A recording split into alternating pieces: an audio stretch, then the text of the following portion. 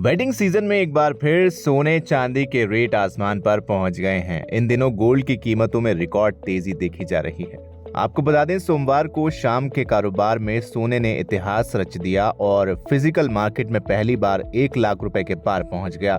24 carat सोने की आखिरी कीमत 97,200 रुपए प्रति 10 ग्राम दर्ज की गई थी। 3% जीएसटी के कारण सोने की कीमत 1,116 रुपए हो गई। चलिए अब आपको बताते हैं आखिर आपके शहर में क्या रेट है और आखिर सोने के दाम इतनी तेजी से क्यों बढ़ रहे हैं।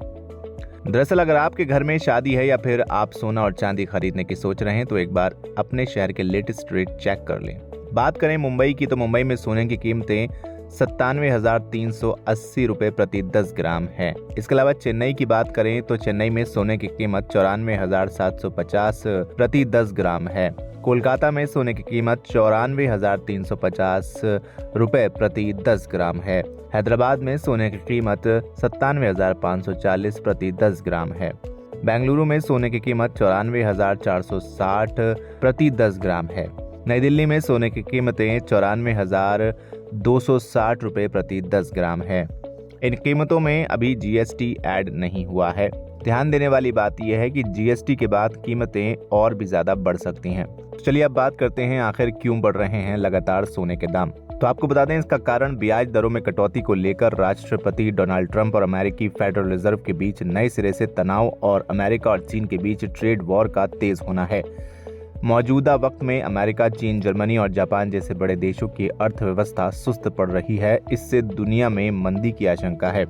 डॉलर इंडेक्स कई सालों के निचले स्तर पर पहुंच गया है, जिससे सुरक्षित इन्वेस्टमेंट के रूप में सोने की मांग बढ़ गई है। बता दें कि डॉलर के कमजोर होने पर अक्सर सोने की कीमत बढ़ जाती है। ऐसा इसलिए क्योंकि सोने की कीमत डॉलर में होती है, जिससे अब मजबूत फॉरेन करेंसीज होल्डर्स के लिए ये सस्ता हो जाता है।